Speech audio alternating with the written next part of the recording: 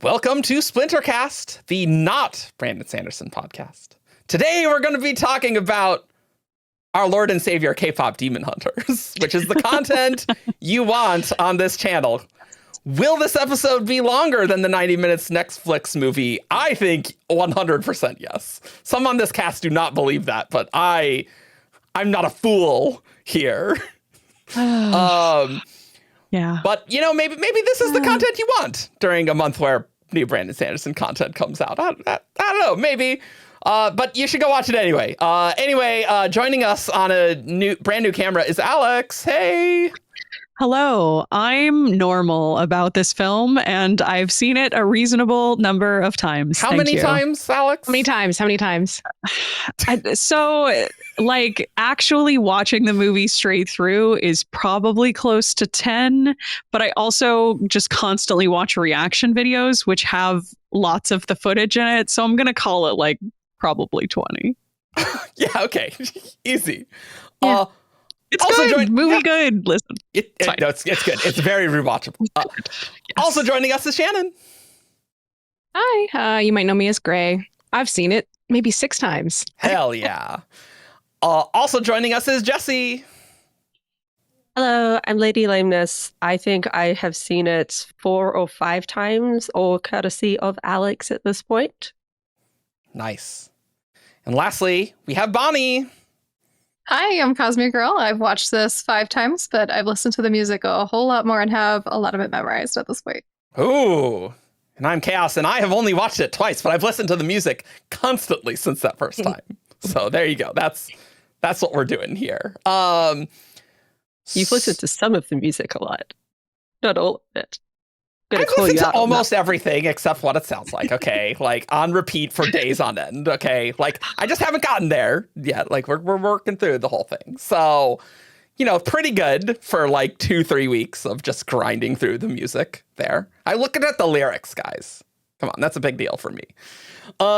So I think we need to pitch this movie for people who are maybe in our usual audience. If you have never been on this channel, welcome to this episode. This is not representative of what we usually do, although maybe we should just hard pivot to KDH content purely.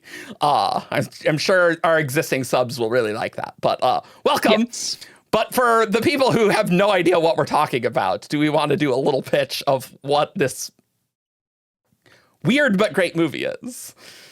Yes. My usual pitch to people who have not seen it, because I am now a prolific evangelizer of this film, is one, it's exactly what it says on the tin. It's a story about K-pop stars who are demon hunters. Just, that is what it is.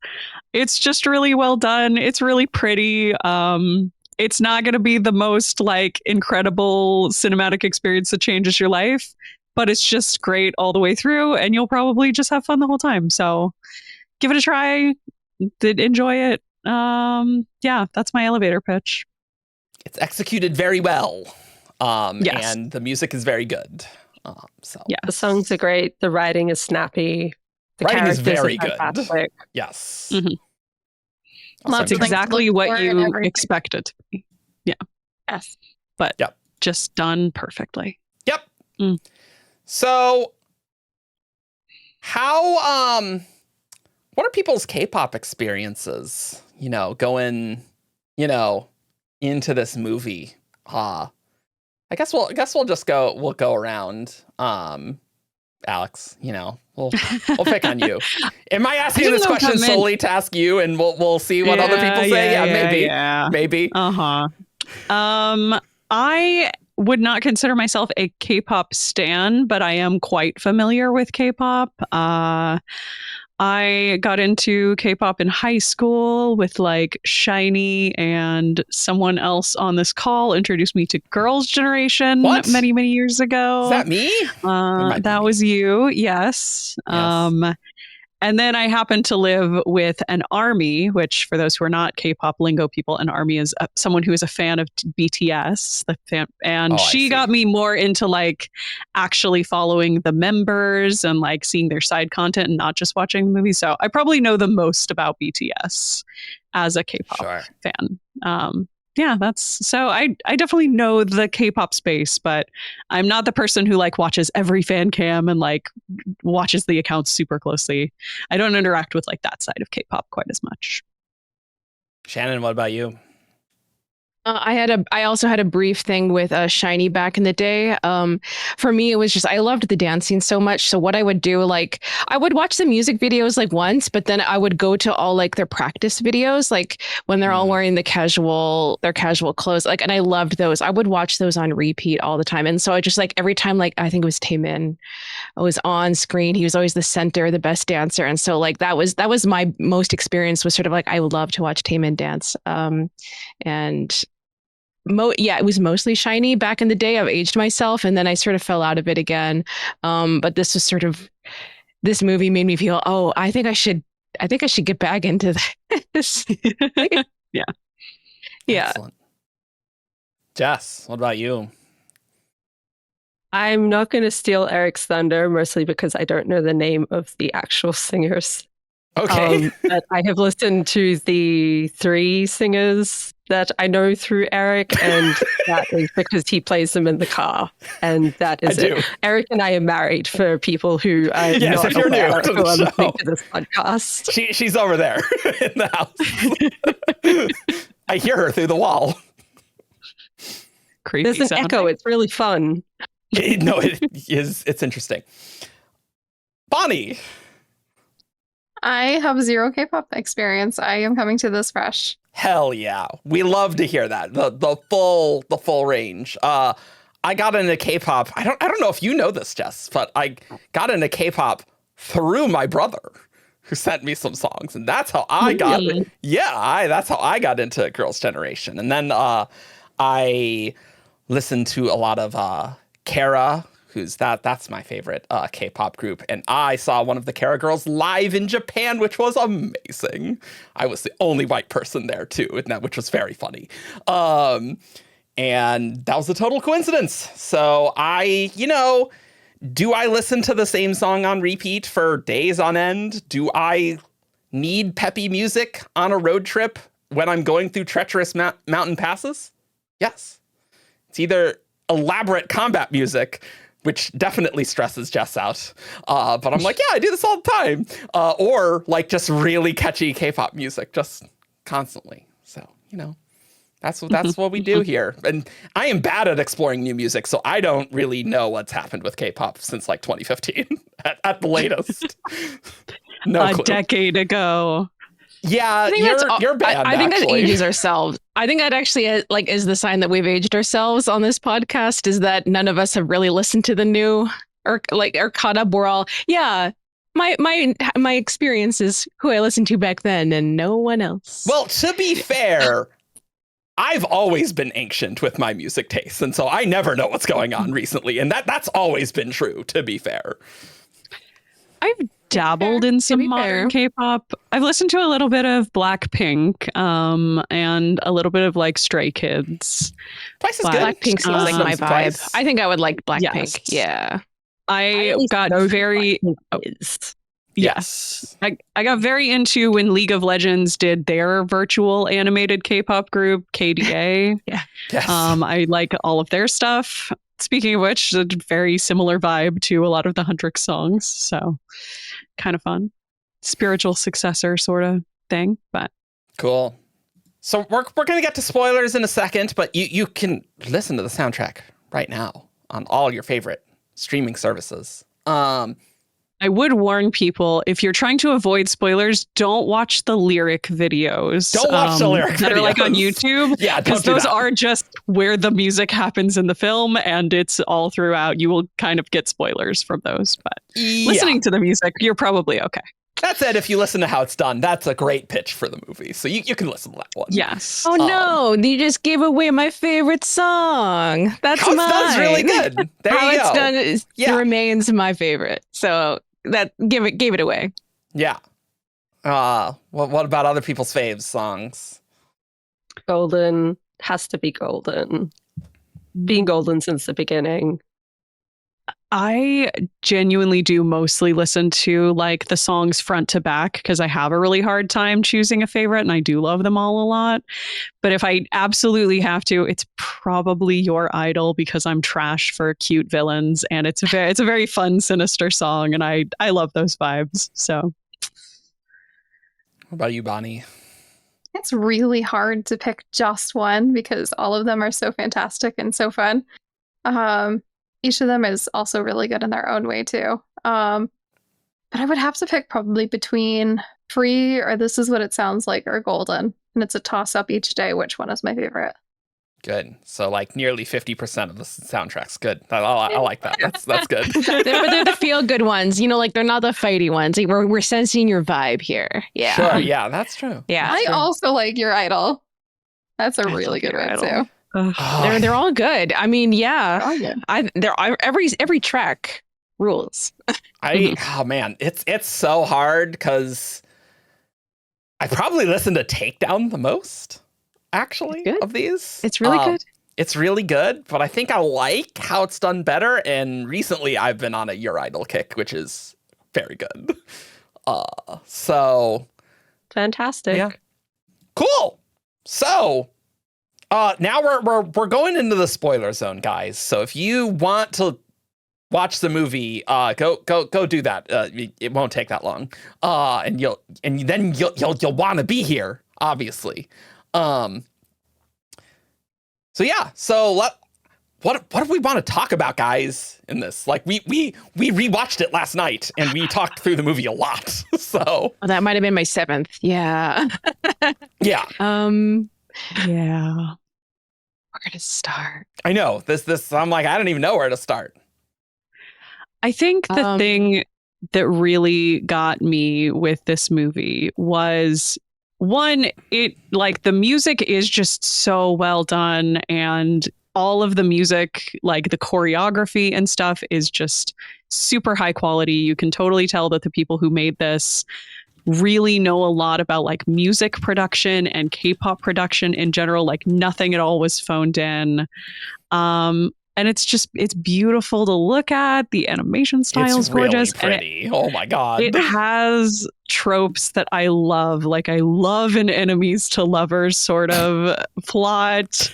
I love everything about Jinu's like character design and how he's written and the way that they animated him. He's written for you. High key obsessed. He was way written for me. So there was no just going you, back. Just you in the entire world. Yeah, it feels like it sometimes, but I'm so glad that other people also have this reaction. So I feel a little bit less weird.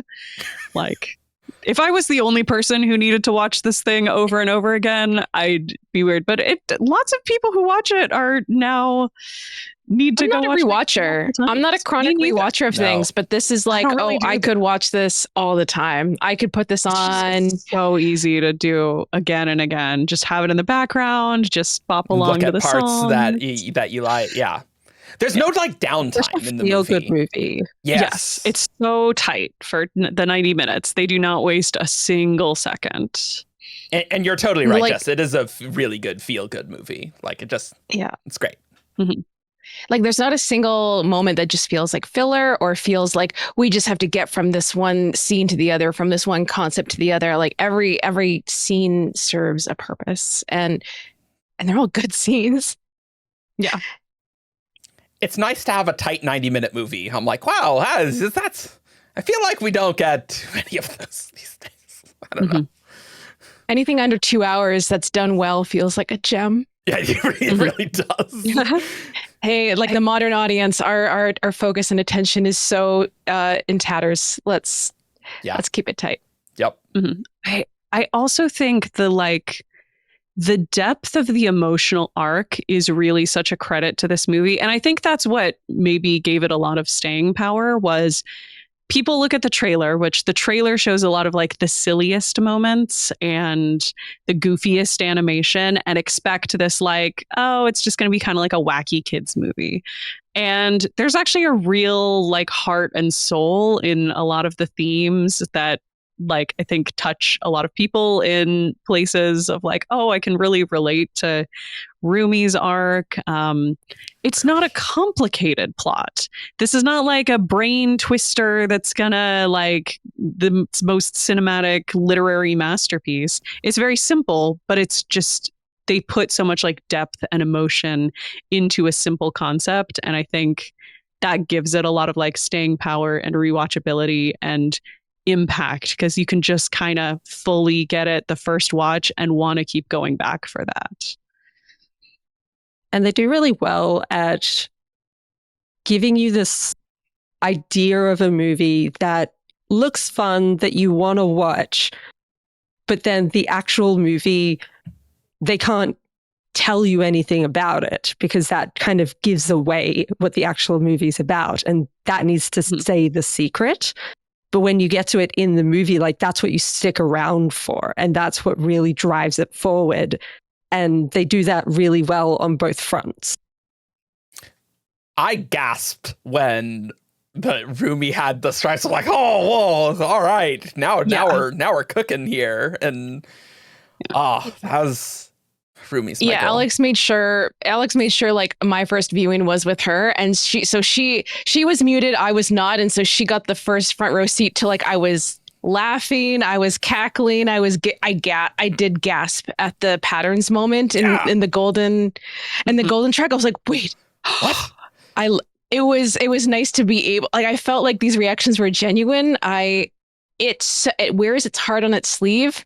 It's silly. It's not embarrassed by its big emotion and silliness. I remember the moment when like the Saja boys, but they're still like throwing up the concept to Grima, and you know, like the testing. So they do that little like pop moment, like the little pop sting, and that's so funny. It's so ridiculous. But since the movie isn't embarrassed of itself, now it lets it, like I've had the biggest reaction to that more than any like joke in a modern movie I've seen in years. It allows the audience, it allowed me to join it in its silliness. It really felt good. I did laugh out loud at that. And I love the premise because it's the catchy music to like steal your soul, and I'm like, that you will just listen to all the time. Oh, that's so smart. I love it. Shout out to Grima singing "You're My Little Soda Pop." Amazing. My little soda pop. It's good. It's catchy. I do love that like gasp shoe drop moment where you see Rumi's patterns for the first time, because I think the movie has been so careful in how it drew you in with like how it's done is this awesome high energy, look at this choreo, look at this fun fight scene. Like I think you get immediate buy-in to like what the concept is with how it's done. And then we get this little downtime of character moment, them talking backstage, they're going back to their apartment. Oh, they're pushing really hard. You immediately get a new song, Golden. It's like, oh, that's so pretty. Rumi's pushing like, really okay, hard. We're going to get lots of music. We're going to get, it's really awesome, all this choreo. And then you drop like, hey, there's a plot too. Hey, the characters have like secrets and stuff they care about. And you're already so bought in from all of the other stuff. It's like, it just adds this immediate depth of like underneath all it is still fun and sparkly and goofy, but it has so much heart and soul as well. And that's the moment you like realize, oh, we're doing this. Oh, that's what this movie's going to be. I can't wait. Yeah. And did Rumi jump out to other people? Like at the very beginning, her like big, like puffy yellow jacket. Because I remember the first time watching it, like I was like, wow, that is a statement jacket. That is something that's a lot of people could not pull off. So like when she later like reveals her patterns, all my mind could think of was, that's why she wears the jacket. She wears the jacket to hide the pattern. Yeah. Oh, it makes sense now. It makes so much sense. I loved Rumi instantly. It's like, Yep. oh, Rumi is my I'm girl. I'm a Rumi girl. We exist. And then like there's the part Oh, where you're it's wearing like, her color, Eric. yeah, no, that was intentional here. That was very intentional here. But Rumi being the constant workaholic who doesn't know how to relax, and she's like, I know how to relax. It's like, oh, that's really me, actually. Like a lot. And yeah, I love her a lot. What are other people's faves? I mean, I love Mira. Mira is my favorite. I love Mira so much. I'm a main character bench, so it's Rumi and Jinu. Depending on what flavor of bi and genderqueer I'm feeling at the moment, it's like, do I want them or do I want to be them? But it's both. It's waver back and forth. Yeah, there was no chance that it was ever going to be anything other than Jinu for me. Like, no way. Every moment he's on screen is my favorite. So, yep, 100%. I would give up my soul immediately. It would not even be a question. So, I mean, yeah. Also, I hear a lot of people who are like, I like all of the songs except Soda Pop, and I am a Soda Pop apologist. I think it's a great song, and yeah, I agree. People diss on Soda Pop in a way that I don't think it deserves. It's so tempting for me to change your username to Soda Pop apologist. I'm not a Soda Pop hater, but it does give me the ick a little bit, and I stand by my earnest instinctive reaction. I think it's a great song. Just something about it just feels like oral fixative in a way that kind of makes me. Oh, 100%. Yeah, absolutely. There are some mouth noises in the edit for sure. Yeah, so and that might be it. I don't know, maybe. The dancing's great though. I love I'm a dancing girl. Like I love watching the choreo. It's amazing. Soda Pop works better for me in the movie where like we're seeing them for the first time. We're seeing their demon magical powers and everything. Whereas like Soda Pop does have like a sinister like through line under the poppy fun exterior, which I do like. I just don't really want to re-listen to that song as much because I only really like the chorus of it. So, sorry. I'm such a lyrics girl, and you are. The fact that oh my god, all of the songs have just incredible lyrics. Like all of the lines are very poignant and stuff. But I love how clever Soda Pop is because I remember I like shared some screenshots in one of our chats, and someone who had not watched the movie yet was like, I don't really get what's important about this. This seems like any other, like, I've seen a bunch of pop songs that have lyrics just like this. And I was like, yeah, but that's the point. Because it sounds just cute and flirty. But when you, the audience, know that they're actually demons who want to, like, drink your soul dry to sustain themselves, it has this, like, great double meaning that I love it. I love it so much. Speaking of the dancing of it, I've really enjoyed watching all of the TikTok and Instagram reels of not only Soda Pop but Golden as well. And was there another one? There might be another one where people are basically learning the dances from the actual movie and doing them in real life, and they just all look amazing.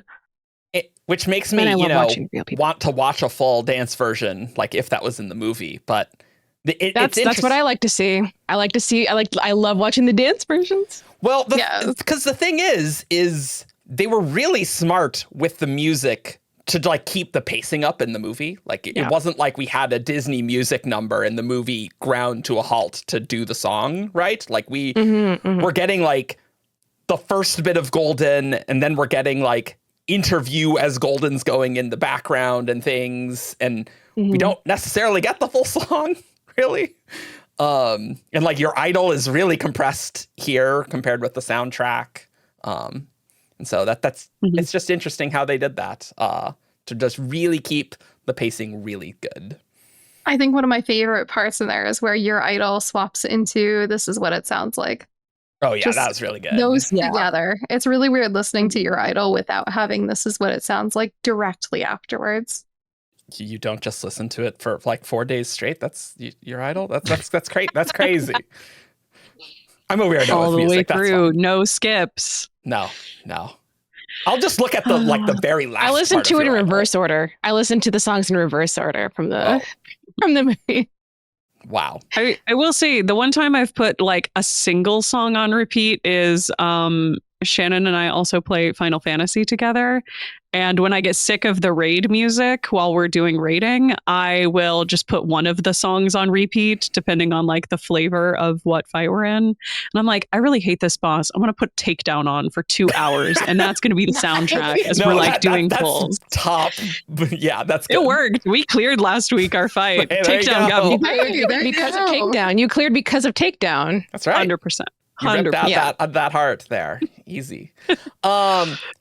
Yeah, I really will listen to the same song for 3 weeks, as Jess knows. And I need to tone it down in the car and listen to a little bit more variety. Whereas like I just have headphones here and I'm like, yep, I'm listening to the same thing Our forever. party is great because when it's in my car, I can just blast the music. I know. So Yep. loud in I a way do. that like I'm with my headphones, I'm like, oh, I'm going to brick my ears. In the car, I'm like, yeah, baby. Turn it up. I wish it wasn't so hot outside so I could drive with my windows down more because I want other people to also hear my music, which is a mean thing to do. And people don't like that. But I'm always People like, don't like it. You always think, oh, people are going to like it because it's my music and I like it. it's such a fantasy of like, I'm going to pass somebody on the street and they're going to go, oh my gosh, I love that movie. But it doesn't happen. Don't. I have too much social anxiety with music because I find my music taste so weird. Thankfully, K-pop is more popular, so I can say that I like K-pop and that, not be weird like 15 years ago, which is great, honestly. But I'm like, I don't want to inflict this on other people. But KDH, I do kind of. I am an evangelist. It's on Netflix. We're mainstream now. It's mainstream now. Here we go. Top movie in America. Hell yeah. I'm not Can we American. get a sing-along in movie theaters? That'd be great. Yeah. Yes. I will say it being on Netflix is a mixed bag for me because I definitely think it deserved a theatrical release, like 100%. This would have gone so hard in theaters, and they really should do a theatrical release. Even just like a limited run, I think would be amazing. But also with as many times as I've watched it, it is nice that I just have to pay like a single Netflix subscription and I can do it over and over again. I don't have to pay a movie ticket every time. So it's true. Like rewatchability is increased because it's on Netflix because you don't have that barrier. So that's certainly true. Yeah. I was thinking to what you said earlier, Alyx, about how like it's simple but executed very well. And I wanted to talk a bit about how, like, in some sense, it's predictable, but still done really well. So, like, you just want Rumi to admit what's the secret. And then there's a chance for Rumi to admit her secret. And then she doesn't. And they go to the Idol Awards, and it's not going to go well. And, like, you kind of know, oh, yeah, her demon... Like they're kind of gonna break up because of the demon stripes and like finding this out. Like that secret is going to go over badly. I didn't though expect things like, oh no, the demons are taking Bobby. No, we have to go save Bobby. And then they go down there, but no, that was a demon trick. And so then there's the other demons pretending to be Mira and Zoey. And so like, even though like the broad strokes, I think you can be like, okay, yeah, I mean, it's gonna end well. We're gonna have the transition to like, oh yeah, everything's broken and we got to get things back together. But it's just like how it's done is just executed really well. So I love that. I really want to dive in on that because I so agree. That moment, the climax where everything starts going wrong, or like right before everything really goes wrong. Yeah. I kept expecting a different thing to happen because I feel like I've seen worse movies do this plot. And so I was like, yeah, they really did take Bobby and they're going to do this whole thing and leave her on stage. And all of a sudden then it was like, no, the trick was all of a sudden using the song that they've been working on and struggling with the whole movie. All of a sudden hits its real stride. Bobby's safe. So like all of a sudden there I am like, whoa, oh, wait. Yeah, exactly. Yeah. Like you realize that Bobby is safe. Yeah. You have a split second of relief, and then the demon Mira Zoey appear on stage, and Takedown starts playing, and they're aiming it at her. And then things go really wrong, and then like the stripes, and you think like Mira and Zoey are actually going to fight.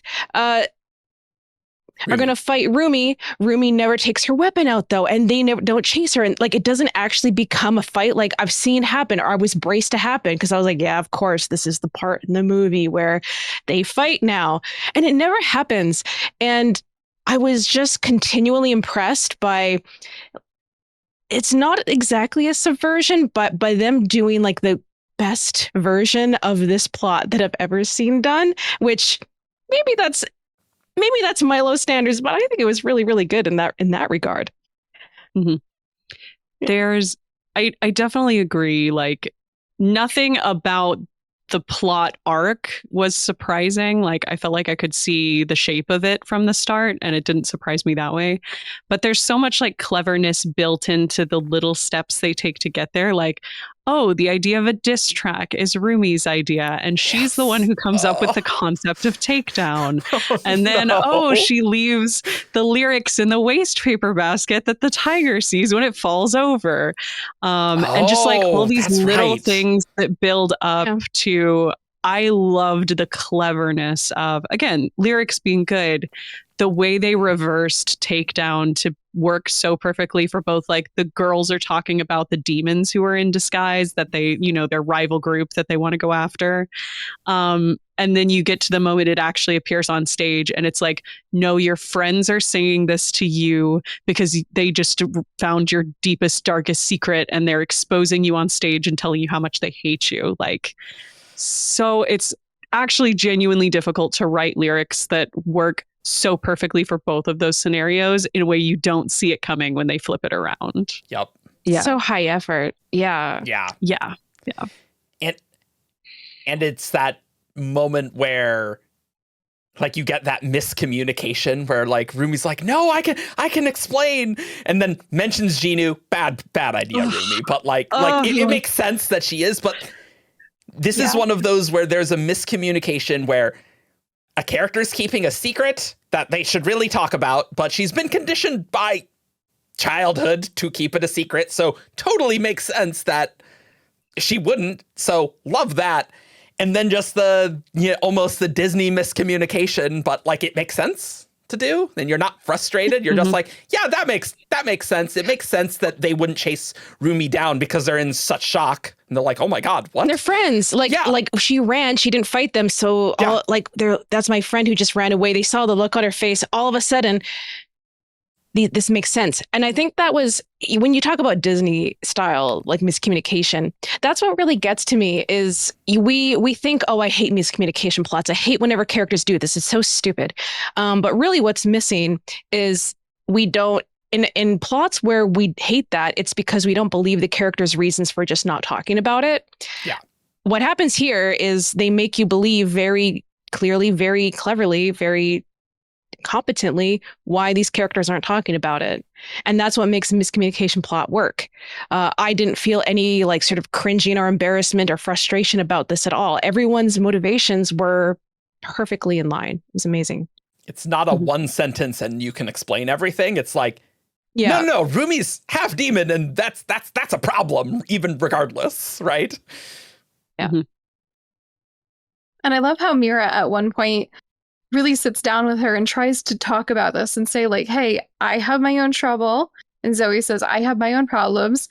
And then Rumi is like, okay, that's great. So we got stuff to do. Let's go do stuff. Yep. Mm-hmm. Like, hold on. They're trying to have a heart-to-heart here.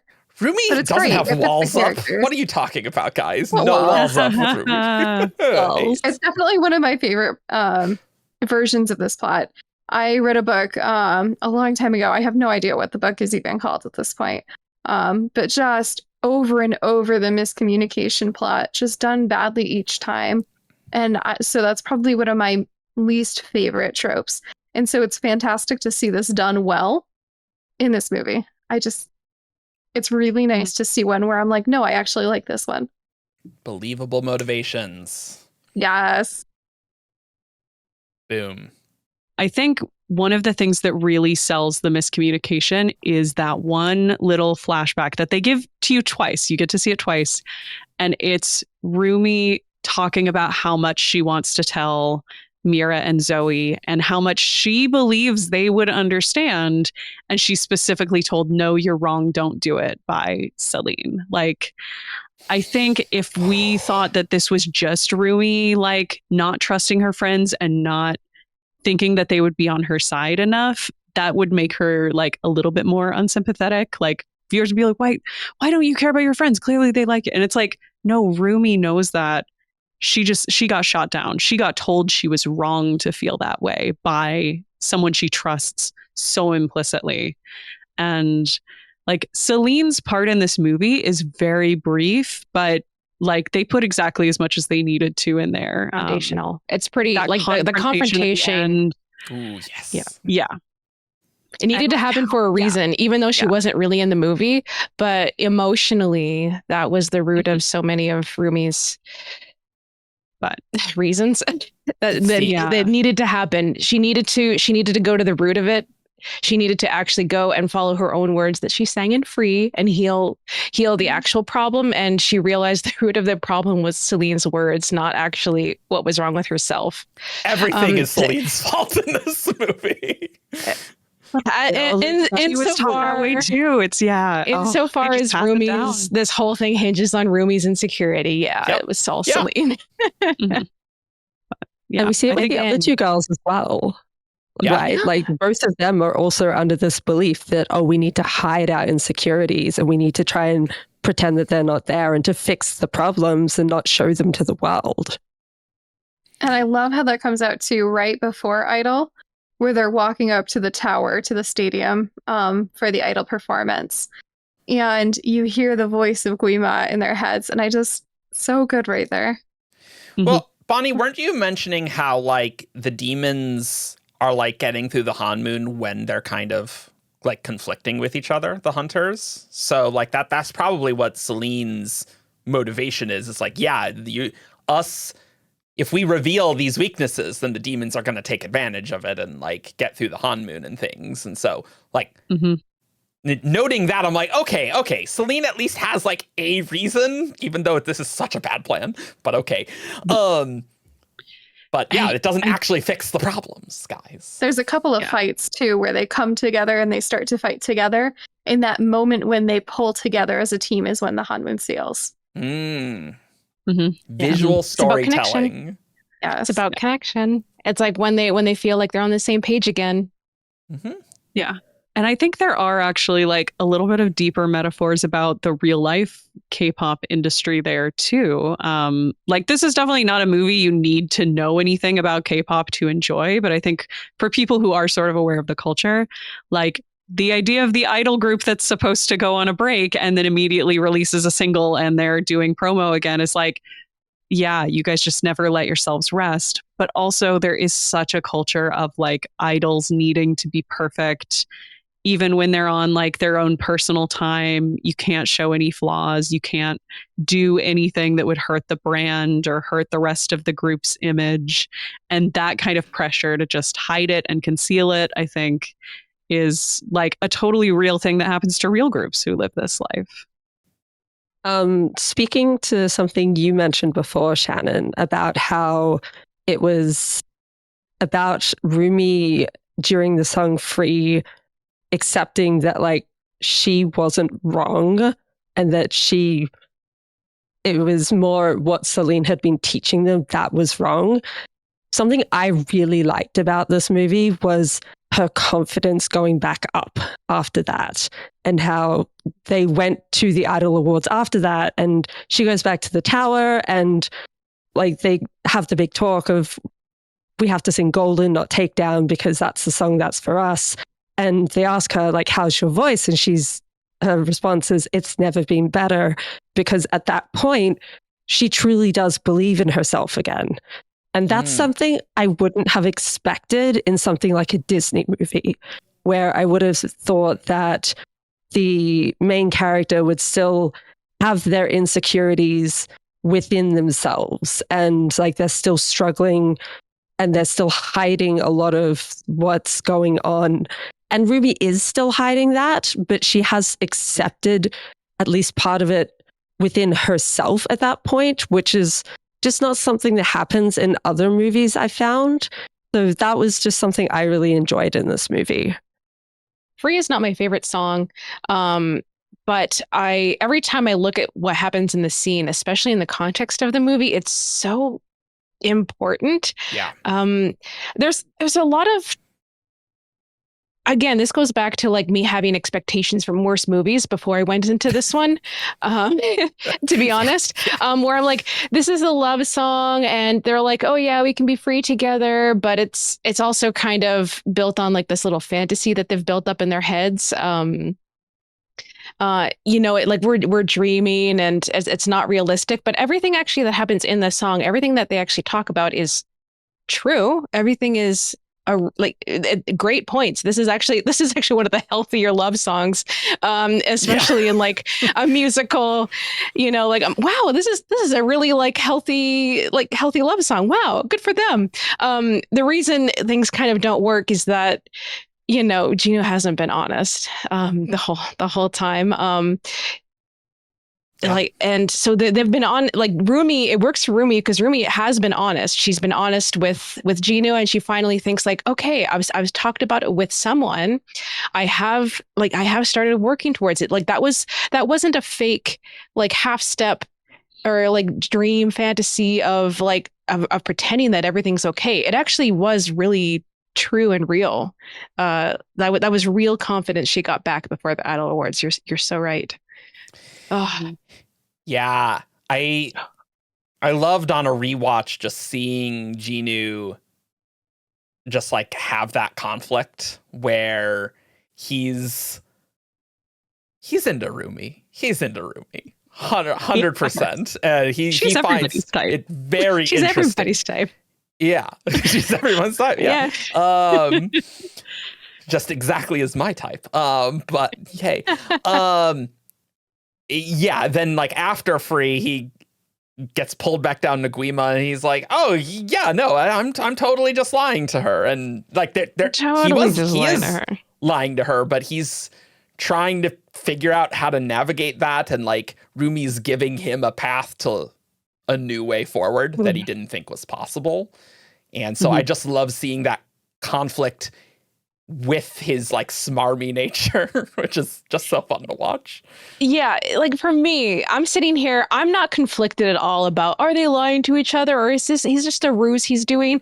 For me, I feel totally confident in what I think. I think whenever they're together, they're believing in what they're saying. And I think whenever they're apart, that's when doubts creep back and they start doubting. Not that they stop believing, but they start doubting again. So I feel totally confident. I feel like every exchange that they have, everything they have together, I believe. The things that they say, even when Jinu is making the play early on, he's like, oh, I'm going to try and get information. I actually, even in those scenes, having watched it a few times, I actually still believe him. It works because he's being honest. He's trying, and it works on Rumi. And he starts to keep saying more and more true things. And it's like he thinks he's doing it for the play, but every time it happens, I'm like, he's being genuine, and he leads himself into this trap without even realizing. He's playing himself almost. Yeah. He is. That one line from Free of between imposter and this monster I've been stuck inside my head. It's just such a good expression for where Jinu has been at, and the way that he sees himself. Mm-hmm. Yeah. And I love the moment where he sees his reflection and his eyes are different too there. This is what he sees when he looks at his reflection. Mm-hmm. And he turns around and sees Rumi and then they're human again. Yeah. Exactly. Yeah. To your point, Shannon, about him being very truthful, there is a quote by a fantasy author that some of us might enjoy that says the best liars are those who tell the truth most of the time. And I'm like, that's so real. I've never heard of this fantasy author. Yeah, right. Maybe there's some other videos on our channel about him, but that's not what you're here for right now. Yeah.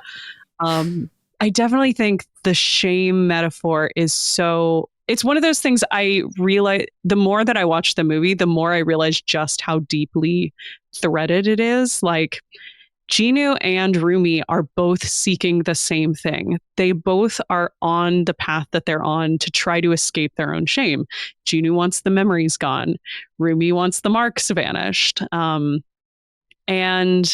the fact that they both started to realize they had this potential alternate way of finding someone who accepted them even before it was gone became like part of what drew them together. Of, you know, Rumi's never had someone other than Celine who knew that she was part demon, and Jinu doesn't judge her for that. And I love how even when things are falling apart, like even when Jinu does finally tell Rumi what actually happened to his mom and sister, she immediately like rejects that is all that he is, and tells him like, no, you're more than that. And I believe that you can be more than that. And he's not ready to hear it yet at that point. But no.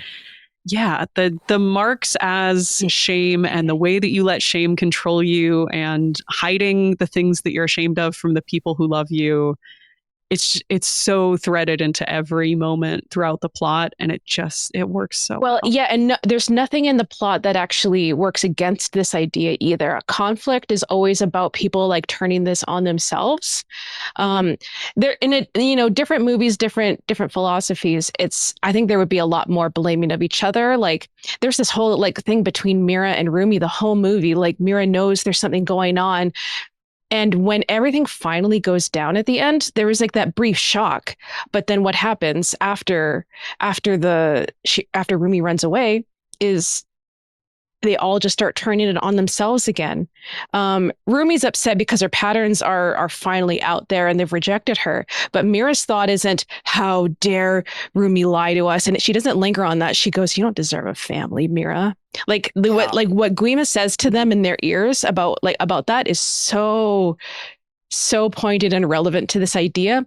It's not just our heroes. It's the whole. It's apparently all of Korea. You know, here like you go to, you know, it's everyone turning everything back on themselves. Like it's all about blaming yourself. It's all about like shame on your.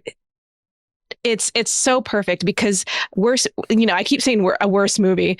You know, I don't really like unnecessary conflict where like, oh, the writer just wants them to be fighting because this is the part of the movie where they start fighting. Yeah. But everything here like supports, the theme of everything comes back down to shame, and people keep longing to accept each other in this movie. Everyone is constantly reaching out through, not just at the end, but like throughout this thing saying, I'm here for you. I want to support you. Tell me what's going on. I'm trying to promise you in advance that I'm going to accept you for who you are and what's happening. Let me support you. Let me be here for you. And then only at the end, it's not that anyone was saying the wrong thing. Everyone was doing the right thing the whole time, basically, except like it was just a matter of, are the people like buried in shame able to hear it? Are they able to accept it? Oh, like this is so deep, you know, it's like, it's a 90-minute like kids movie, but I'm like, oh, it's good writing because the more you think about it, the more it keeps working, you know, like that's what I like about it. It's simple, but it's good, still good writing.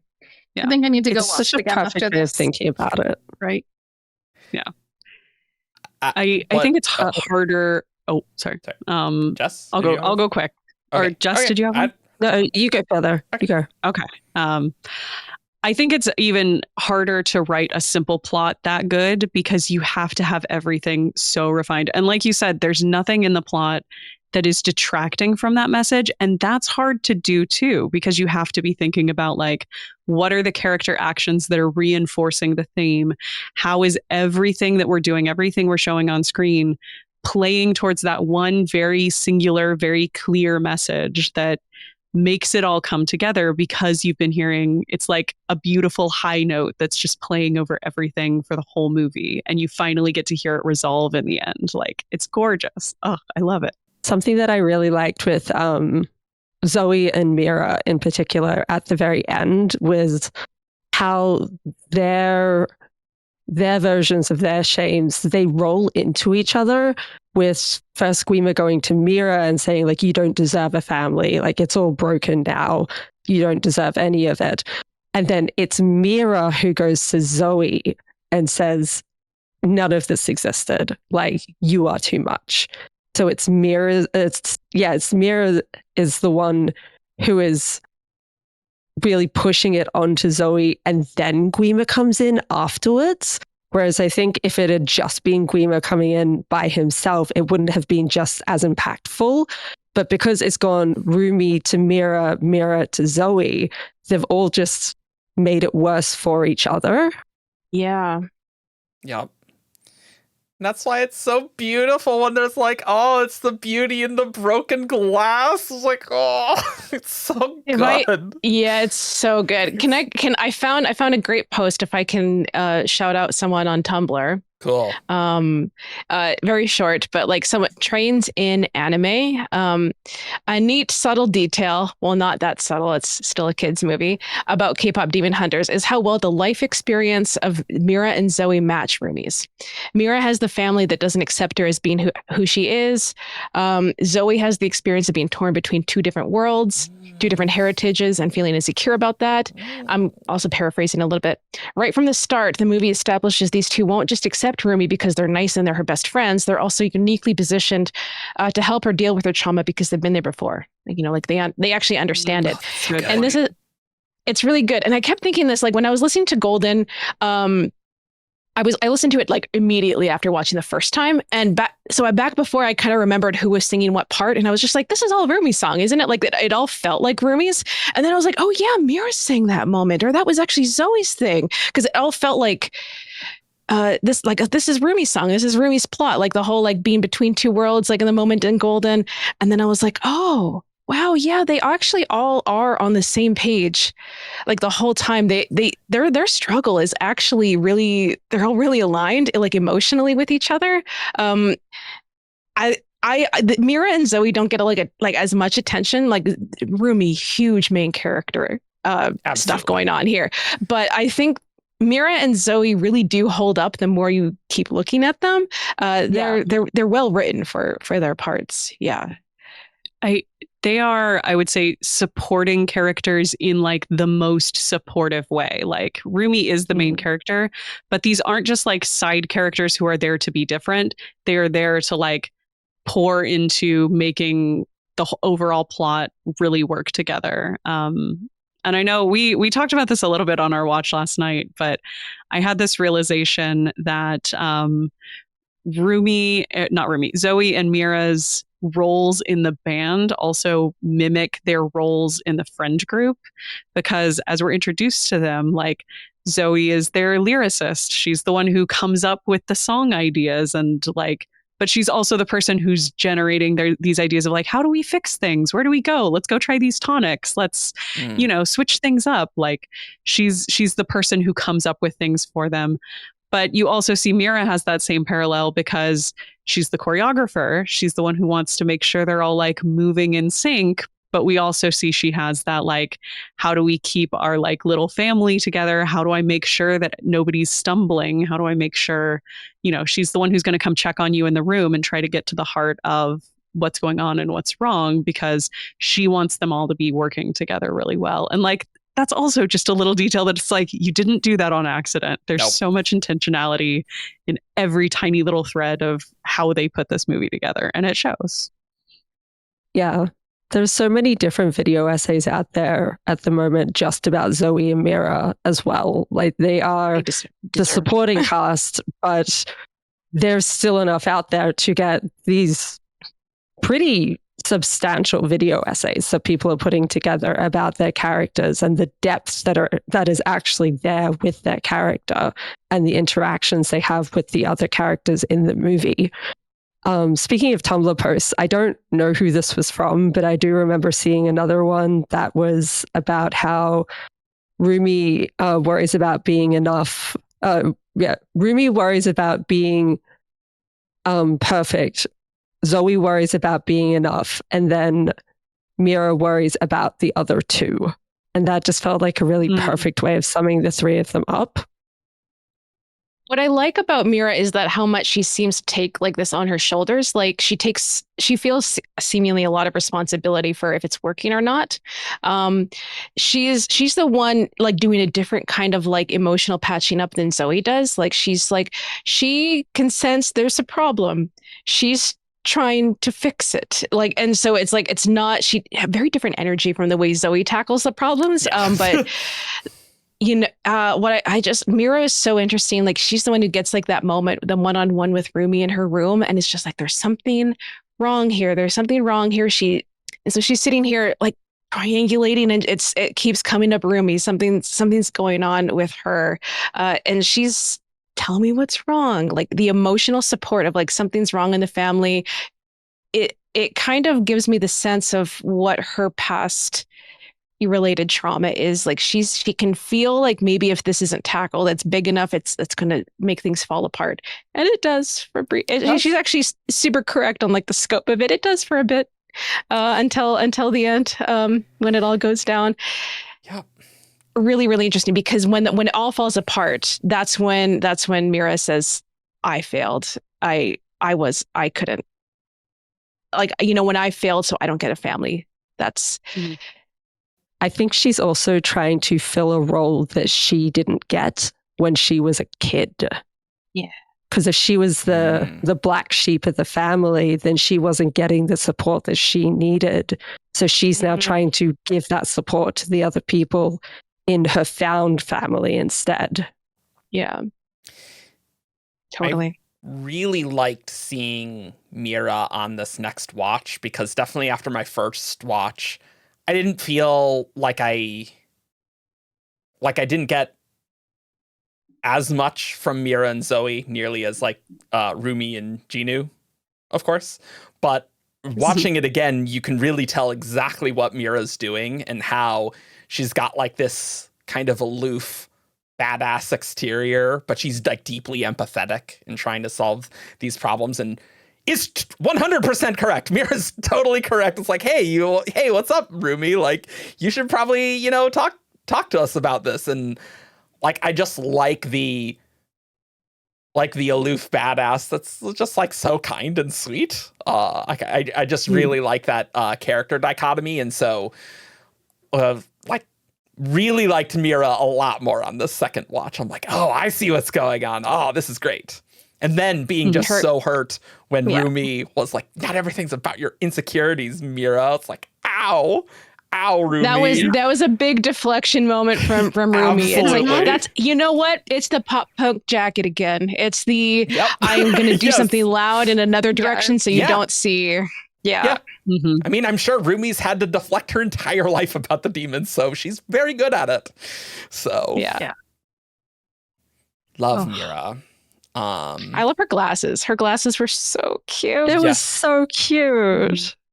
Yeah. So Small good. moment. It's not character, but the glasses were really cute. The character designs and the outfits just all over are so good. Like the golden outfits, they're also good. And the leather outfits and the leather betraying Especially for an animated movie. Like, I love those close-ups during the like first time they say golden, where you're like, oh, that is so many individual sequins that we see on each one of their jackets and all of the drippy chains and all of the texture of all the different fabrics. And it's like, oh, this is such a like lovingly lavish design for something that was 3D rendered and you had to put all of those in individually. Sony Animation knows that stuff very well. 100%.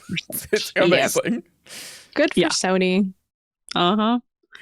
I've seen at least one cosplayer do one of the golden jackets, and it was almost a perfect replica of it, and it was incredible. Oh, they're so beautiful.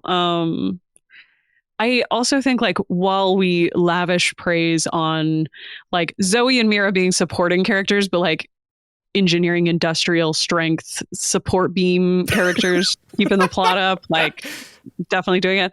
I think it works that the Saja boys are not characters at all aside from Jinu. Absolutely. Yeah.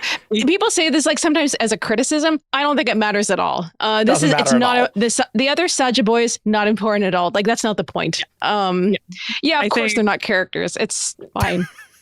I think we didn't have room to have like 8 fully fleshed out main characters all going at it.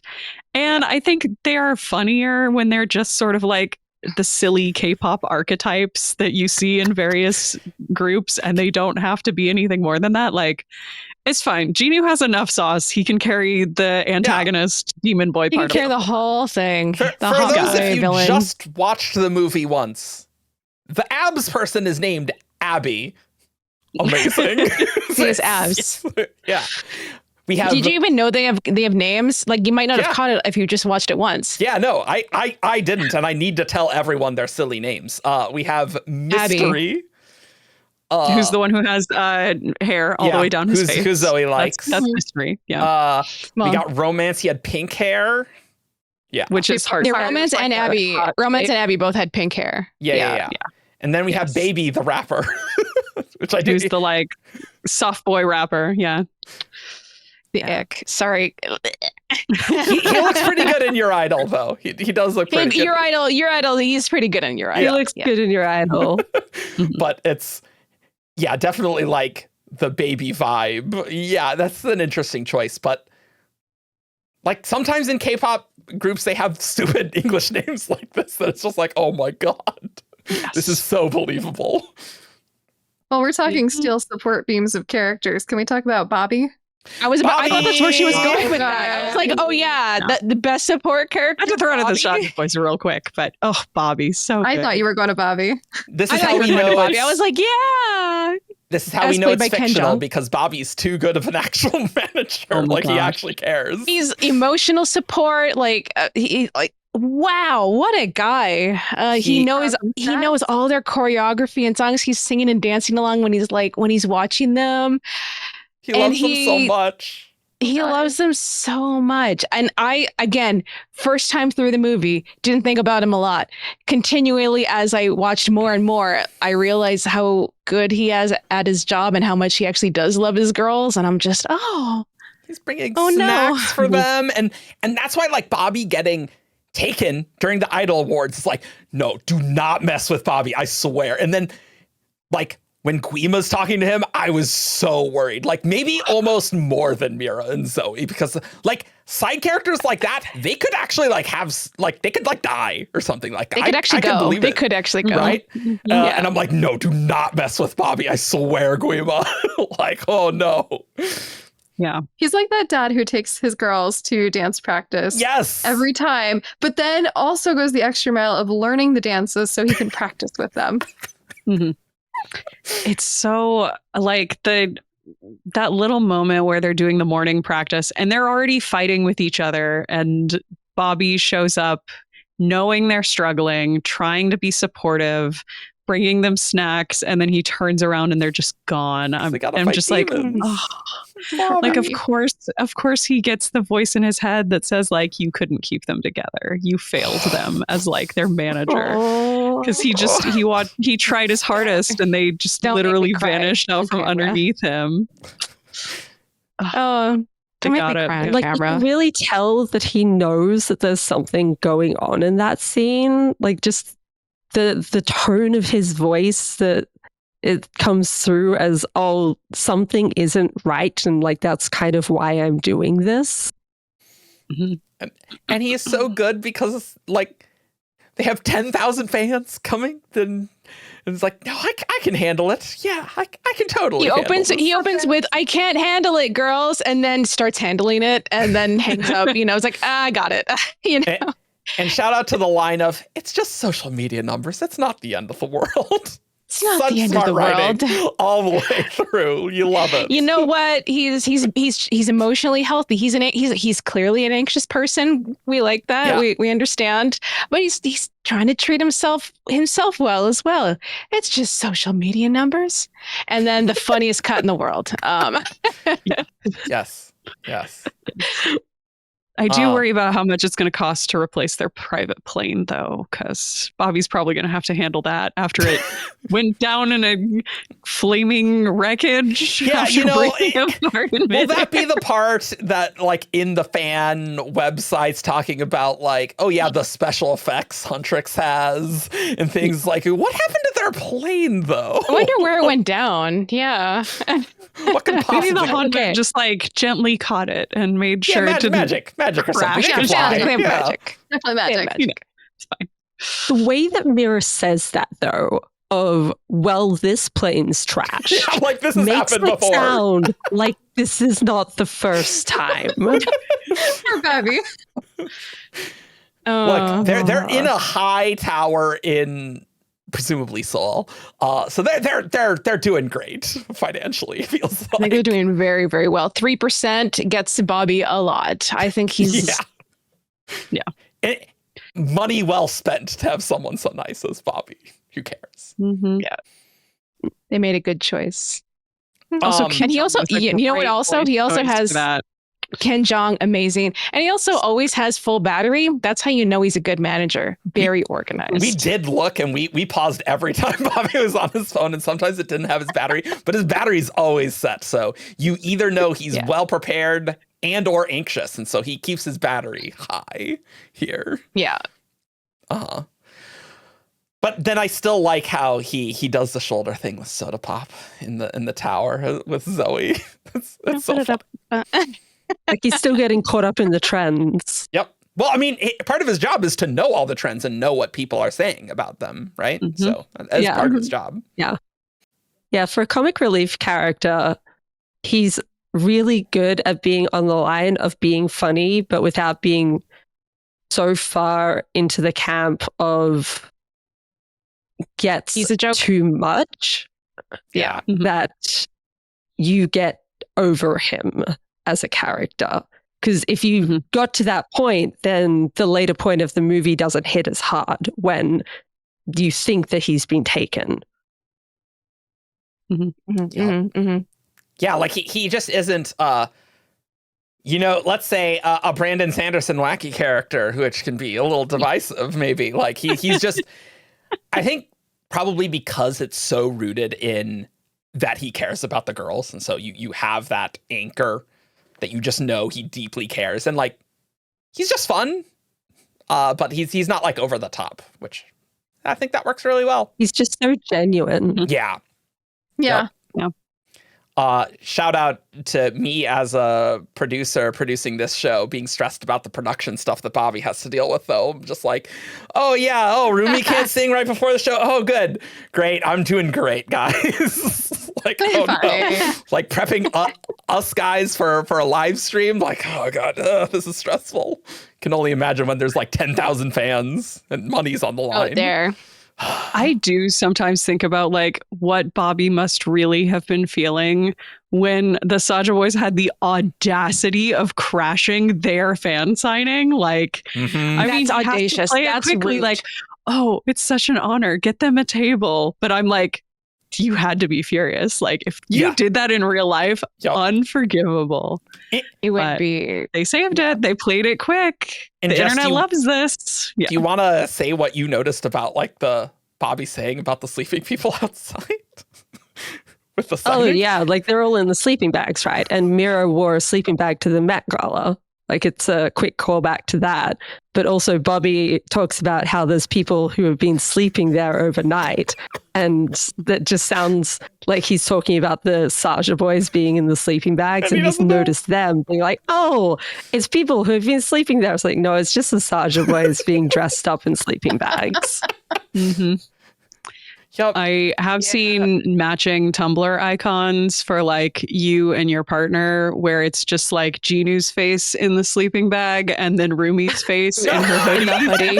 In her big hoodie. Yeah. Excellent. Oh, We my, love wrapped to see around that. the face. Yes. It's cute. Yes. I think one of my favorites was there was art of Jinu doing his hee with the sword, and then or not the sword, running down the hallway, and Rumi doing the same thing next to him. That's good. So good. Oh. Yeah, I have definitely talked about this in chats with friends already, but like there is such a scientific lab created precision in making Jinu like suave and confident and a little bit smarmy 87% of the time, and then sprinkling in just a tiny bit of like he's a total dork and he's like really pathetic and he's getting jump scared or he's doing a little The jump scare is amazing. It's like, He slips slips on a puddle. He slips on the water. Yeah. Like those That's what draws the character together. Yeah. It's so like perfect kind of contrast to make him work great. I love the moment where like right after Rumi has sliced the head off the mannequin and he's being so smug about like, well, I didn't expect a hug, but, and she immediately throws the sword in his face and he's like, it's like, yes. He starts charging him. She charges him with the sword point and she's fast. It's like the smarminess is the demon, and like this other part is like the humanness there, and like Rumi can just get it out of him so easily. Almost. This is a cheat code to anybody who designs characters or writes characters. The hottest thing a man can be is a little bit pathetic. Like it just works. if you want to unlock the secret, study Jinu, and they nailed the ratio perfectly. His expressions too at different points where his eyes widen a little bit when he's surprised, or maybe she says something he's not expecting and he doesn't like jump and he doesn't have this huge gasp as like, oh my gosh, you said the thing. His eyes just widen a little bit and you catch that surprise. The micro expressions. Yes. So good. There is so one expression that just kills me in this movie. And it's like mostly he can be smarmy with a little bit of dorky, but there's then the one moment like at the confrontation with the private confrontation, just him and Rumi, when he like the wide-eyed crazy reef like moment, just a flash. You don't see that a lot. They don't belabor the point. They don't give it too much of it, but just a little bit of these characters are emotionally losing it. And the look on his face. They knew what they were doing. Oh my goodness. Yes. They really did. They did. Yeah. Created in the lab. Yeah. The claws are so hot. I'm just, I love it when he's like fighting Rumi with the claws out. And I'm like, yeah, boy, okay. Shout out to also Demon Rumi fan art of her with claws and things. Like the fan art is very good, and you should all look at it on Instagram. It's very good. Can we talk about when Jinu first shows up on the scene and he's playing music on the no, we have to talk about that. Okay. Yes. Not on the soundtrack. Not on the soundtrack. I wish it was. Little song to Guima. Oh, I love Jinu's introduction. It's so good. And Guima's like, oh, I let you keep this voice. And then he comes up with the demon boy band. Amazing. Demon boy band. I do sometimes see reactors, not a lot, but occasionally, because I've watched many of them, who during Jinu's introduction are like, oh, is this like Rumi's father or something? And I'm like, y'all, no, this guy has been beaten behind a shack with the love interest stick. Like it is all over him, guys. Like the parents are going to be for the sequel, guys. So clearly coded here. Yeah. Or a prequel. We might get a prequel. The hot boy. Yeah. Also, with Jinu's introduction, we have the glowing red eyes of his pet, Tiger. And then just later, we just see he's just the sweetest little kitty cat ever. And I'm like, Oh, he knocked over the little face. This is why Disney keeps putting in animated animals all the time, because it just keeps working. It got me. It just keeps working. I can't believe we've gone this long and we haven't talked about the best characters in the film yet. Like, what are we doing? It's on the outline. I was not going to forget. Don't worry. But that sequence of knocking over the vase went on exactly as long as it should be. Like, longer, like it needed to go longer than like maybe you expected, but not too long. It's so cute. And then Rumi helped, and then Rumi and Tiger are like they're friends, and you love to see that. Oh my goodness. I definitely screeched Kitty every time the cat showed up. Good. Yeah. Also just the trope when the antagonist's pet likes the hero and hangs out with them all the time is like, it's always good. It's so cute. It's so cute. He perks up when she grabs the note and she's like, nope, and like pokes his nose. And it's also like he looks scary, but then you realize, no, that's just his face. He can't change it. And then it's just, then he's derpy. You know, it's just the way such a good reversal. His eyes are neither are quite centered. Yes, they both. Yes, yeah. And you can get a plushie on Netflix.shop. It does cost $47, but maybe Jess and I. That's pre-ordered. More in every other country. Yeah. we maybe did instantly pre-order it, but hey, whatever. Mm-hmm. Do we need more stuffed things? No. Did we get Tiger anyway? Yes. You can put it right next to the Chell back there. That's actually a really good idea. Oh my God. That's such a good idea. Mm-hmm. Thanks. I do think like the tiger, who the fandom has lovingly named Derpy, does definitely steal the show. But I also love the sassy magpie's little expressions when he does the little smirk at stealing the hat, or like when the pod knocks over again, he goes. It's like it's very cute. And shout out the bird is a little smarter. The bird knows that they have like an image to present here and is frustrated that the cat keeps messing it up. Mm-hmm. Maybe that's why it stole the hat. Yeah. Mm-hmm. And there is like a theme, and I know lots of people in the fandom have already like pointed this out, but that like Korean folklore, the images of a tiger and the magpie being like symbols of good luck that like are protectors that ward off bad things. And it's like, oh, they're a little protector duo that goes together. That's a very like traditional folklore thing. Is why they are. Yeah, the Korean culture is all over the place. Like it's fantastic. Like the Korean throne in like the beginning of Golden that Rumi's sitting on, really good. Music, like there's just so much all over the place. I think if you told me this movie was like secretly an ad to get people to buy more kimbap, I would believe you. So there's a lot of kimbap in this movie. There's so much kimbap. Yes. It looks good every time too. There is a Korean place just across the street. I could. It does hurt me when people call it sushi, though. Like I'm like, no, it's not. It's different. Yeah, don't say that to a Korean person. It tastes different. It's like they're a lot bigger, like bigger, rounder discs. Yeah, you will notice a difference if you actually go get kimbap. Yes. For people who haven't had it, kimbap is mostly like cooked vegetables inside. Okay. Like it's a warm cooked food, as opposed to like sushi, maki rolls have like raw ingredients and fish and things like that. So very different profile, even though they're both like have rice and seaweed. So we haven't talked yet about magic mechanics, and that's on brand for this YouTube channel. That's very on brand. Not with this cast though necessarily, but we'll get into it. So we have the Hanmoon, we have Guima, we have the weapons, we have flying. Yeah. Like the hunters can fly. Well, I mean, they don't need the parachutes to get down, and what it sounds like, they're just flying here, flying free. They're flying free. Oh, and at the end, at the end, of course, they fly. At the end. They can just fly. They can change night to day. They can change night to day and change their outfits with the power of love. That might have been time dilation. Yeah. I did make that joke that maybe Jinu, or sorry, not Jinu, Guima, like that, all that potent investiture there is causing time dilation.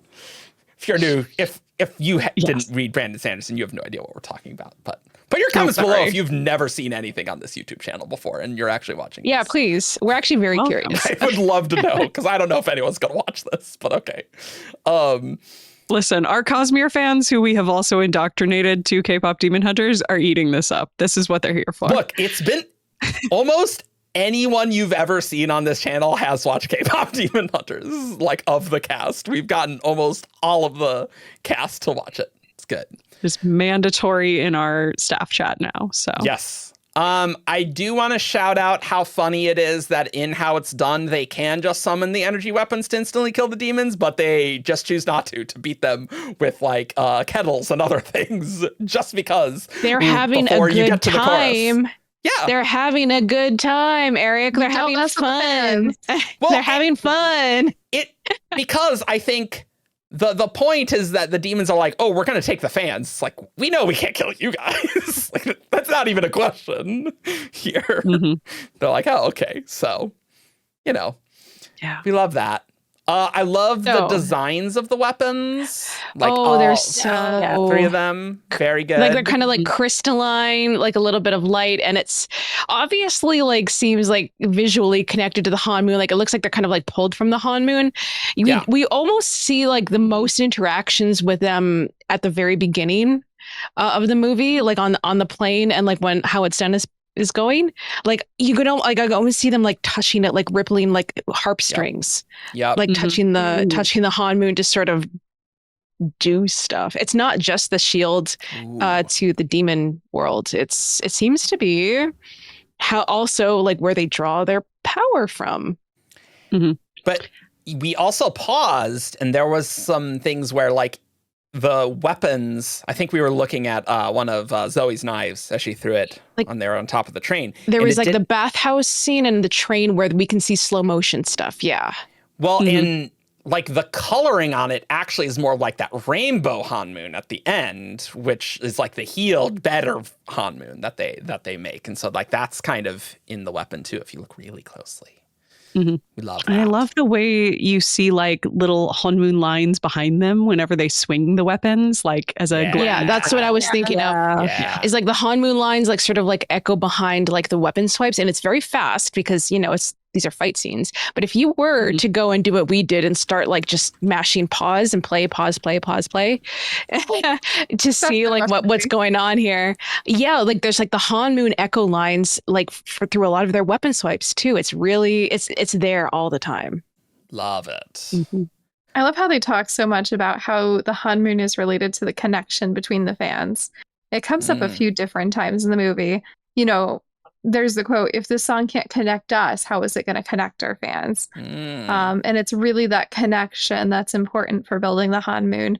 And on the opposite side, you have Jinu talking about, I'm sorry, I'm talking Magic System now. No, that's what we're doing. That's what we're here on, yeah. And Jinu says, I'm the only one.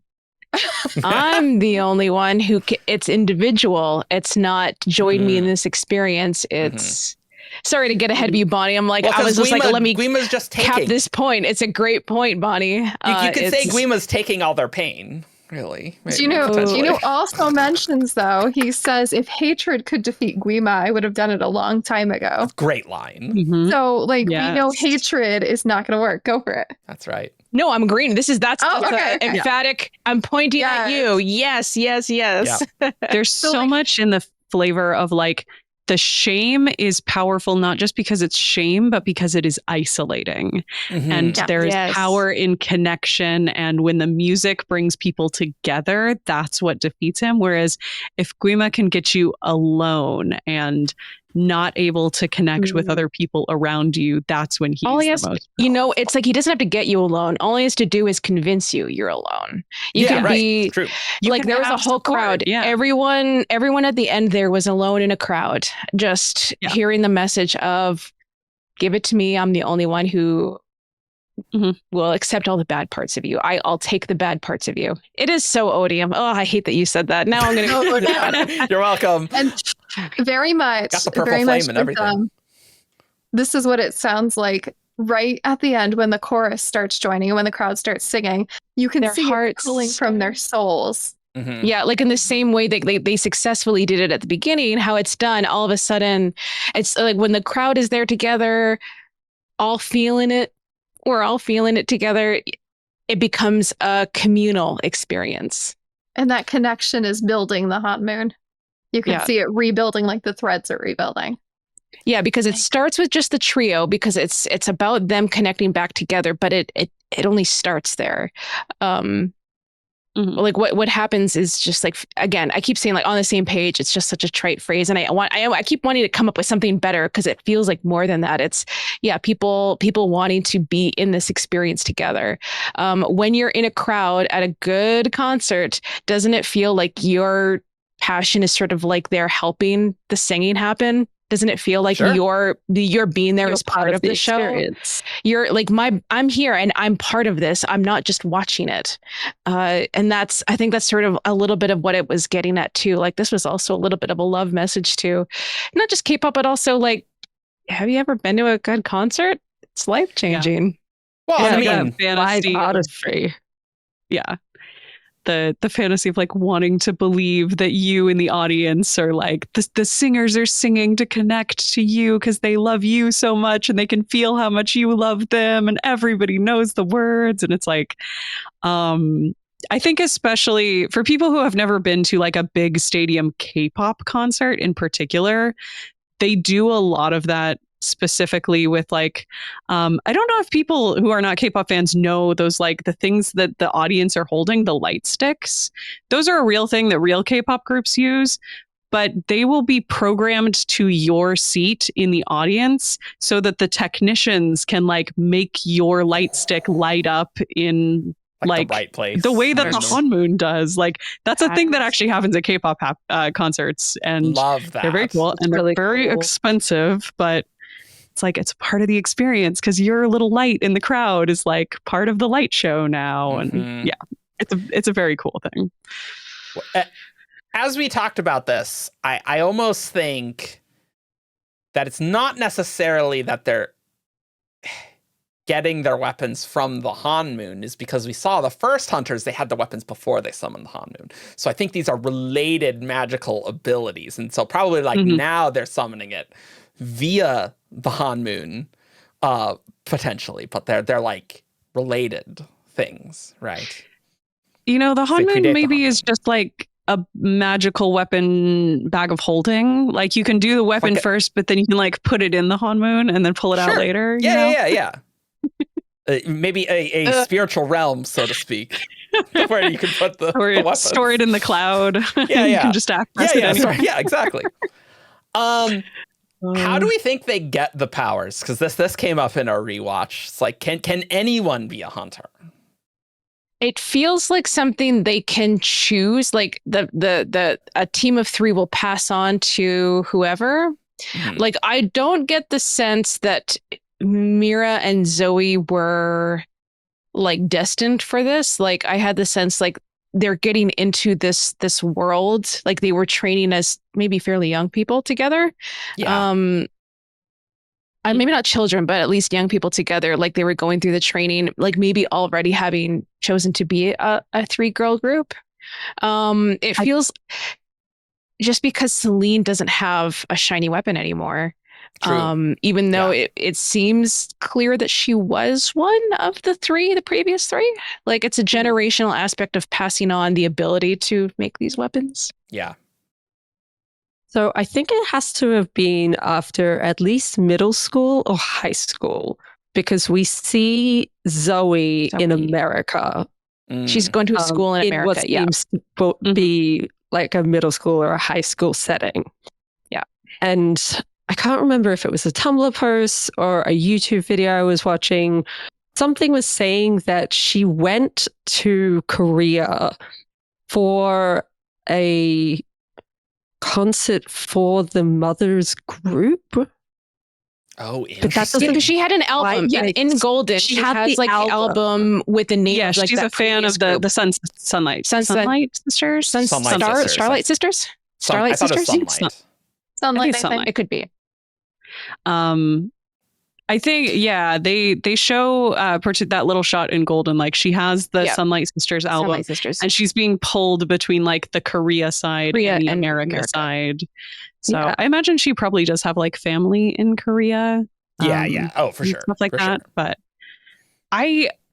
I always took the way that we're introduced to like Celine and Rumi's relationship as being like probably very literal, of like Celine raised Rumi and built Huntrix around her. Yeah. So like she always knew Rumi was going to be one of the successors. And then she probably went out and found Zoey and Mira who would like fulfill this role, which honestly does mimic the way that a lot of K-pop groups are sort of like recruited by a company and are trainees for a long time before they are debuted as a group that has like been put together with a concept. Like that's the way that a lot of K-pop groups function. Celine's just their magical hunter producer, basically. So they were doing like the dance producer, training and combat training at the same time. And combat training. Yeah, that's what I was thinking of, like as the development of them becoming a girl group, but also they're getting extra training as a girl group. Yeah. And I think that's something Rumi's singing voice actress was a trainee at one of the big K-pop companies for many years. She was an SM trainee, for people who know the company SM, and she never debuted with a group. So she went through all the training and didn't get a debut, and moved more into like the K-pop production and like songwriting side of the industry instead of being an idol herself. But yeah, it's a very like interesting way that groups come together and are, you know, given a concept and stuff like that. Props to her for getting to write music and sing in this and this popping off. Good for her. Like, so talented as a producer and songwriter. Like, ugh. And I think it's got to feel good to see like some more like K-pop groups like IRL like do the dances and like make tribute videos like for this. That's nice. Good. It reminds me a little bit of like, for those of you who are familiar with Yuri on Ice, how when Yuri on Ice was coming out, all of a sudden all the real life figure skaters were like, oh, I love their routines, and I'm going to do like a cover of the ice skating routine from the ice skating anime. So it was very cute. I was almost wondering if like seeing the mechanics of how hunters get the power or passing it on could be like a sequel thing. I wouldn't necessarily want it, because I want several more movies of this. But like eventually, if we're passing the torch to the next generation, K-pop Demon Hunters movies. Yeah, seeing how that works. Like there's definitely story threads that you can do for that. So I think that's. As we've been talking, I've started to think like, now that they have a new Hanmoon, I wonder if it would be interesting to have a sequel where like, oh, the powers are starting to work differently, or it seems like they're losing their powers. That would be and then we could find out like how they work. We could maybe get some flashbacks to their initial training. Like I genuinely wonder if there was like a cut training song at the tree where we see them like learning to be hunters or something. That's very believable, because that looks so almost pretty there. Feel that gap. And we don't actually have a Celine song. I feel like there must have been a Celine song that didn't make the final cut. But they've talked about some of the things they cut were things they wanted to like, oh, we could use that in a sequel. And yeah, I believe it. Yeah. Yeah, because like I think the obvious stuff for sequels is stuff about Rumi's parents, obviously. Like we that is such. It's kind of like what Frozen 1 and Frozen 2 did, where it's just like, yeah, the parents, and then, yeah, they're gone, and well, yeah, I guess we'll explore it later. It has such that energy. That's fine. And I mean, I want, like, bigger character arcs for Mira and Zoey, so I think that would be pretty surefire. Like, Rumi had her giant arc. So like in whatever sequel, it can't be this crazy of an arc. So we'll get more. Jinu's not really dead, right? Like he's definitely coming back. Dead. He's definitely coming back in the next movie, and will stay and be with Rumi forever. Yeah, I'm pretty sure. His soul lives on in the sword, In the big sword. Also he's like immortal. So he's not just normal human. It's fine. We could have a transistor plot, maybe. The transistor vibes are actually so high in this. Like, yeah, so good. I will say, you know. Sorry. Yeah, you know. I don't know. Transistor is a good game. Go play it. But Eric, you mentioned Rumi's parents. And while we were watching last night, I said that there was a little bit of lore about her parents that has been dropped. Okay, she didn't tell us, so tell us now. Yeah, tell me. I need to know. So one of the things that they have revealed a little bit in background is that Celine might have been responsible for Rumi's mother's death, at least. Yeah, in an incident that like involved Rumi's father. So I'm like, I can't imagine why. And I can't imagine Celine loving whatever's relationship was happening between Hunter and Demon. But then Celine didn't know about Rumi. That's interesting. Like she swore to protect. I'm so okay. It's very clear they had a story there, and they chose specifically not to tell us about it. We could have a sequel with flashbacks to this. Like, that'd be good. Yeah. What I've heard about it is that Celine deliberately killed Rumi's father, but accidentally killed Rumi's mother. Yes. Very believable. That sort of a thing. Totally, I totally believe this. Yeah. Celine seems like she would be down for that. I think like she just never approved of that relationship and was like, no, this is unacceptable. And then it's like, she attacked as soon as she found out it was even happening. Yeah. And then didn't know that Rumi existed. And then it's like, I kind of broke up my entire group in a sense because of this, and probably felt her own shame, right? And so she's trying to cover up that problem, right? And so then she's kind of projecting that shame onto Rumi type thing. It's like, no, we can't let anyone know about these problems. Yeah, this is all very plausible to me for sure. Mm-hmm. Yeah, and it's like, how much does Rumi know too? Like, if Celine's whole thing is hide the shame and don't let anybody see it. Where's the third Rumi hunter? Yeah, who knows? Who knows? Celine might be the reason she was orphaned in the first place. I could see a sequel with the third hunter coming back and Celine having to face all this. Yes, because maybe Celine killed Rumi's mom or led to Rumi's mom's death, right? And then the third Sunlight sister is like, no, I'm not hanging around with you, Celine, anymore. No, I'm out of here.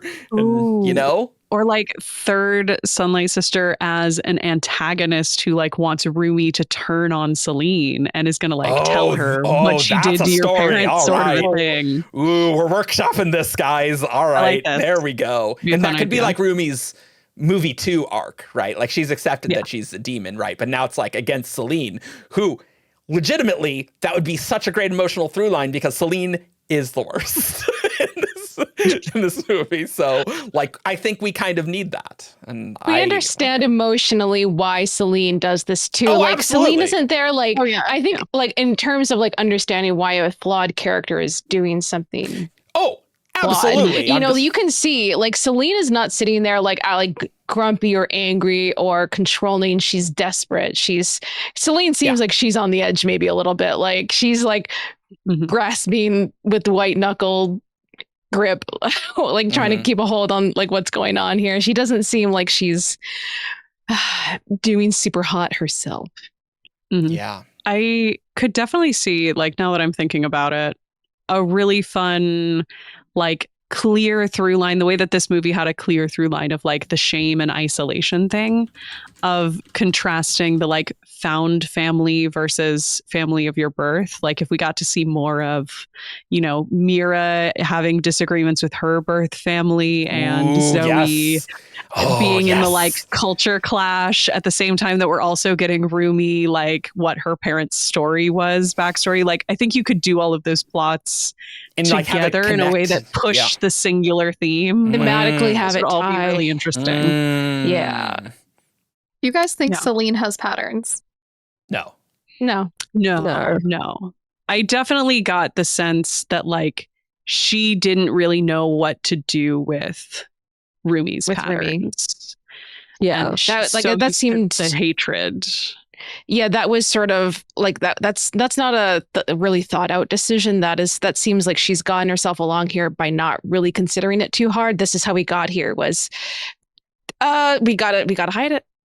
And then that's been the thing the whole time. Is like, nope. I think we can solve this, because I bet you Celine's group kind of shot their chances to keep maintaining the Han Moon, and they needed to get these new girls up and running as soon as possible. I was wondering, like, the different, like, in that generational gap between, you know, groups, like, how's the Han Moon doing? You know, between Sunlight Sisters and Huntrix, right? Like, these are the mechanics questions. But I think there's definitely plot threads here for a very solid second movie. And so it would also be interesting to see a modern day character who was like a human who had accepted a deal with Kuma and was starting to succumb to their own patterns, sort of a thing, the way that happened with Jinu in his past. But that's fun. We know that that is a thing that can happen to like human characters being turned into demons, but we didn't see any of that actually happening in this plot. So, yeah, hard to say with the rainbow Han Moon, because that they're kind of presenting it as like kind of a very permanent solution, but like probably there's probably going to be some caveats. Yeah, like it's very loosey-goosey, so, you know, who's to say, right? Who's to say? Whatever we need for the sequel story to make sense here. That's how the new Han Moon works here, guys. Yes. They cleverly kept it vague and didn't give us a single detail on how it actually works. All we know is it's different. That's fine. That's totally fine. One other thing I wanted to say, and anyone can correct me on this because I'm, you know, a white American dude, but my understanding is that in like Korea and East Asian cultures is that it's very much like morality is more based on shame. And so I think that this really came across here, where it's like a shame to, you know, like your family or your culture, things like that. Like that's much more prominent than, say, in, you know, America, Western cultures. And so I think that's kind of this thread they're pulling there. And so I find that fun, that like shame's just such a deep part in this. Mm-hmm. There's kind of three types now. There's guilt culture, shame culture, fear culture. Oh, sure. Ooh, that's good. Yeah. I don't know that I would describe it as like specifically a shame aspect, but I do think there is a higher like credence that's paid onto like your role in the community and that sort of like communal understanding of like finding your place within a bigger structure that I think American culture likes to be much more focused on like the individual. Yes. We have these stories about like finding your own voice and forging your own individual way and going against the grain.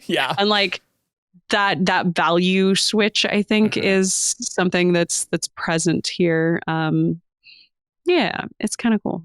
I need to read more about it because I find it very interesting. Just the totally different, the vast cultural differences. When I went to Japan, I'm like, whoa, this is overwhelming, like just very different. And so you'll love to see that. But Fish doesn't know it's in water until it goes somewhere else. Yep. So That's true.